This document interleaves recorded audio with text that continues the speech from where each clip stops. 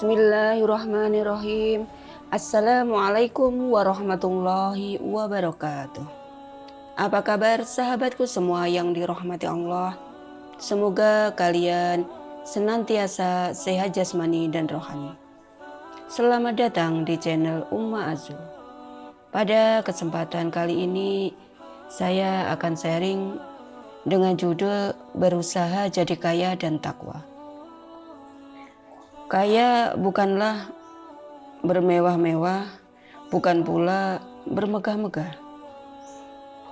Bagi seorang muslim, kaya itu adalah suatu kebutuhan, sebab banyak sekali syariat ibadah yang membutuhkan harta di dalamnya. Contohnya, sholat haruslah menutup aurat. Untuk menutup aurat dibutuhkan pakaian, dan untuk membuatnya dibutuhkan uang. Begitu pula untuk keperluan masjid, termasuk masjid yang layak dan nyaman untuk beribadah. Dibutuhkannya pengeras suara yang bisa mengumpulkan banyak orang dan sebagainya. Kewajiban zakat juga demikian. Harus ada harta yang sesuai nisabnya.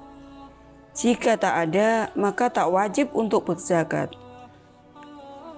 Adalah sebuah keutamaan jika seorang muslim berusaha dengan jalan yang halal dan baik, lalu menjadi orang kaya yang bertakwa, dan dengannya bisa mengeluarkan zakat.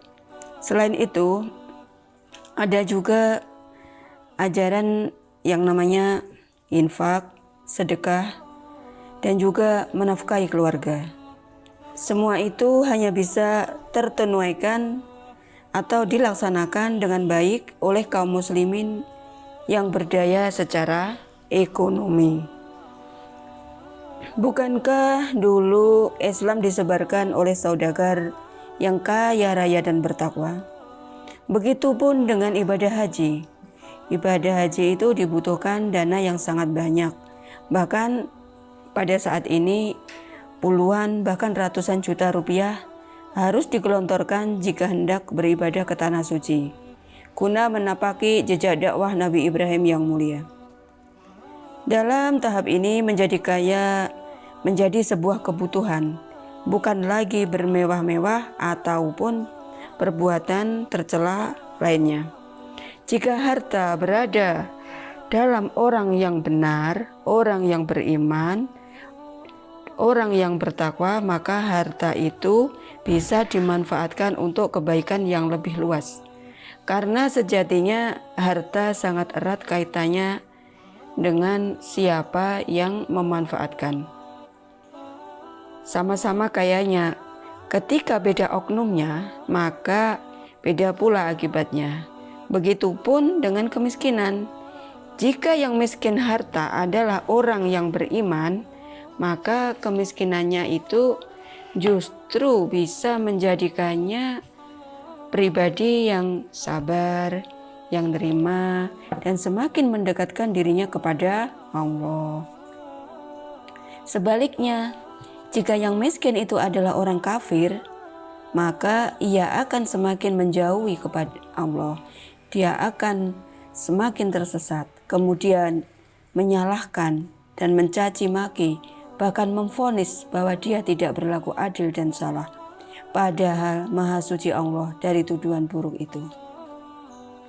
Kaya hanyalah salah satu sarana untuk beribadah, sebab banyak pula mereka yang dekat dengan Allah justru melalui jalan kemiskinan.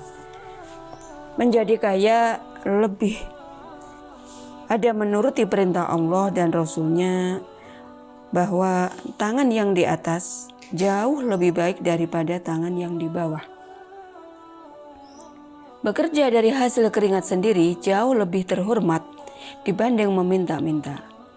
Jika usaha sudah maksimal, kemudian Allah belum menakdirkan kepada kita kekayaan, maka kita harus yakin bahwa semua itu adalah hal yang terbaik yang diberikan Allah kepada kita. Sebab banyak kaum muslimin yang salah memahami Islam.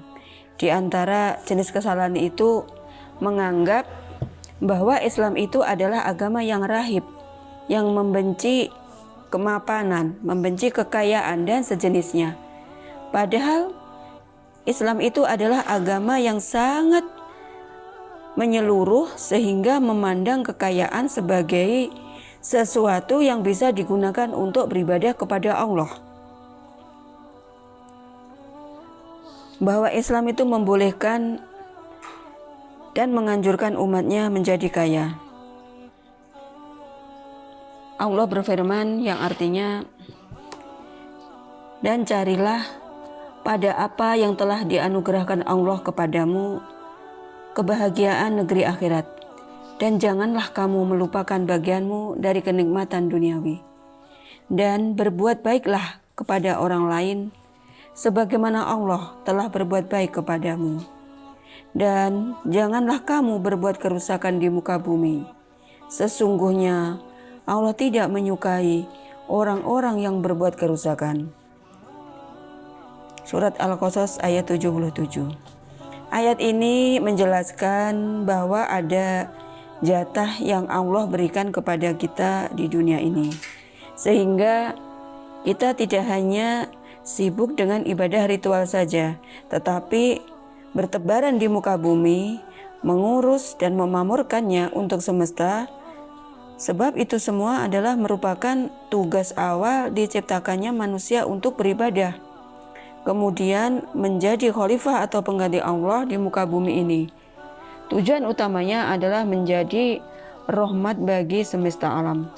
Allah berfirman yang artinya, apabila telah ditunaikan sholat, maka bertebarlah kamu di muka bumi dan carilah karunia Allah. Dan ingatlah Allah banyak-banyak supaya kamu beruntung. Surat Al-Jumu'ah ayat 10. Allah memerintahkan kepada kita untuk bertebaran di muka bumi guna mencari karunia-Nya yang dibagikan kepada siapa yang Dia kehendaki dan siapa yang mau mengambilnya. Ayat ini pula menjelaskan mengapa Islam menjadi agama paripurna. Sebab dia tak hanya mengurusi hal yang gaib yang belum terjadi, tetapi juga menyemangati pemeluknya untuk bersungguh-sungguh guna memamurkan dunia dengan kebaikan.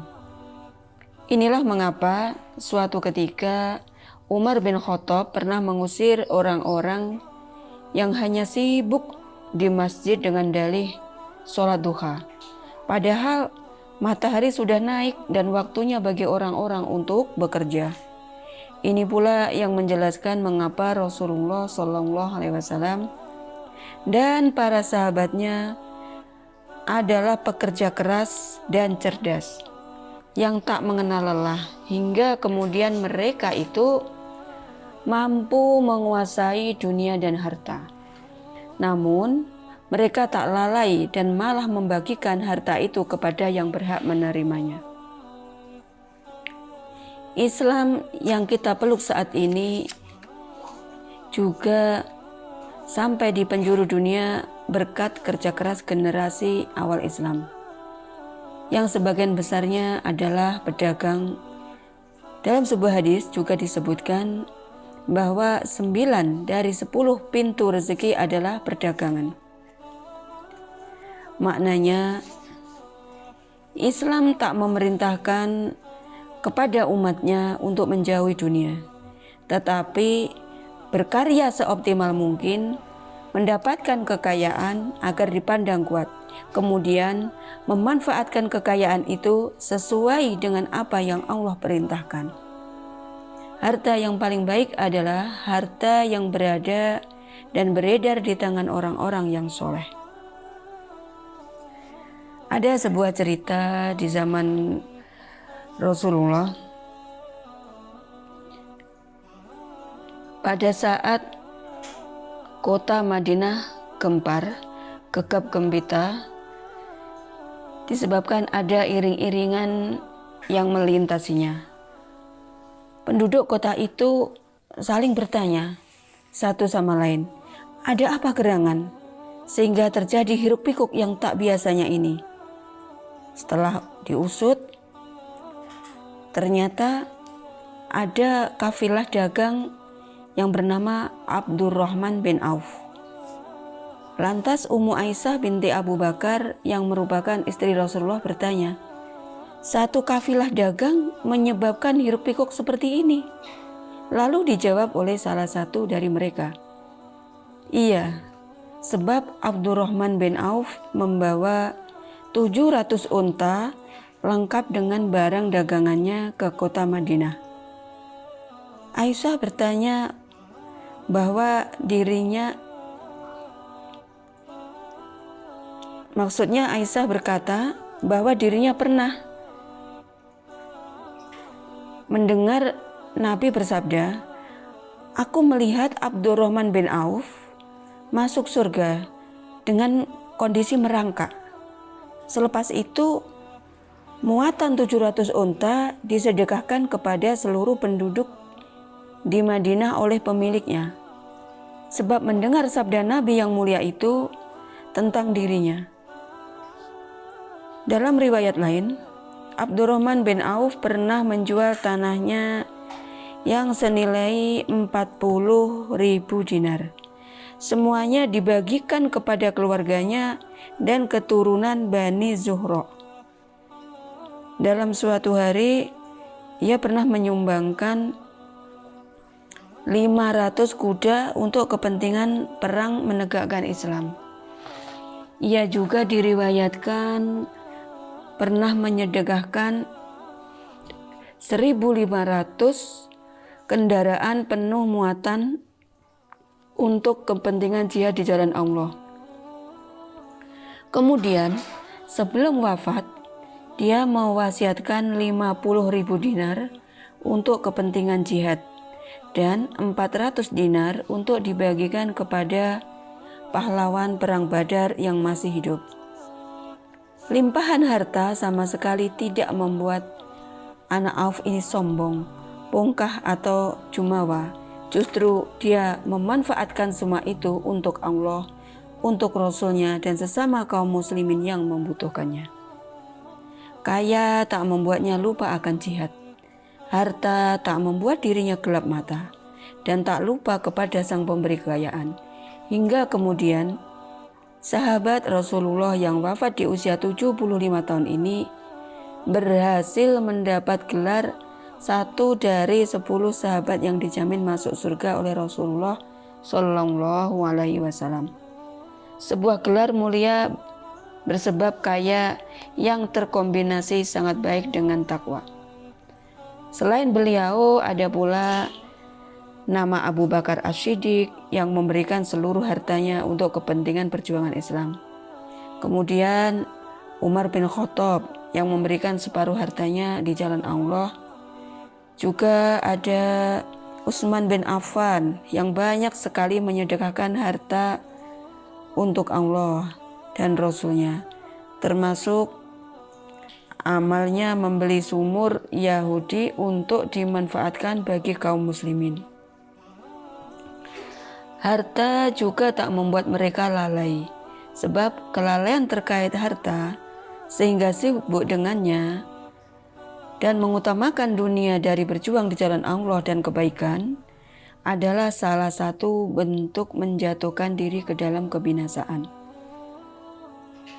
Firman Allah yang artinya, "Dan belanjakanlah harta bendamu di jalan Allah, dan janganlah kamu menjatuhkan dirimu sendiri ke dalam kebinasaan, dan berbuat baiklah karena sesungguhnya Allah menyukai orang-orang yang berbuat baik."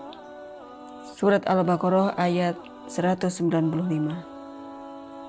Tentang ayat ini, Sayyid Qutb menjelaskan, tidak mau berinfak di jalan Allah berarti membinasakan diri sendiri dengan kebakhilan dan membinasakan umat karena dapat melemahkan umat. Saat diberi kelimpahan harta, diperlukan yaitu ilmu dan ketakwaan baja untuk menghadapinya. Banyak yang tergelincir karena silau dengan dunia dan pernak-perniknya. Apalagi jika seseorang sudah terbiasa hidup kekurangan, lalu menjadi OKB atau orang kaya baru, bisa-bisa ia lupa dengan akhirat dan menjadi budak harta. Budak harta inilah pangkal keterjerumusan, sebab awalnya harta hanyalah ujian. Ia tidak perlu banyak, cukup ada untuk kelangsungan hidup, bukan untuk bermegah-megah atau bermewah-mewah. Sikap seperti ini sudah lama disinggung oleh Allah melalui firman-Nya yang artinya bermegah-megahan telah melalaikan kamu sampai kamu masuk ke dalam kubur. Al-Quran Surat At-Takasur ayat 1-2. Inilah pangkal keterjerumusan, kebinasaan, dan kesengsaraan. Mungkin sampai di sini dulu. Semoga ilmunya bermanfaat. Jangan lupa subscribe, komen, like, dan share kepada sahabat yang lain. Wassalamualaikum warahmatullahi wabarakatuh.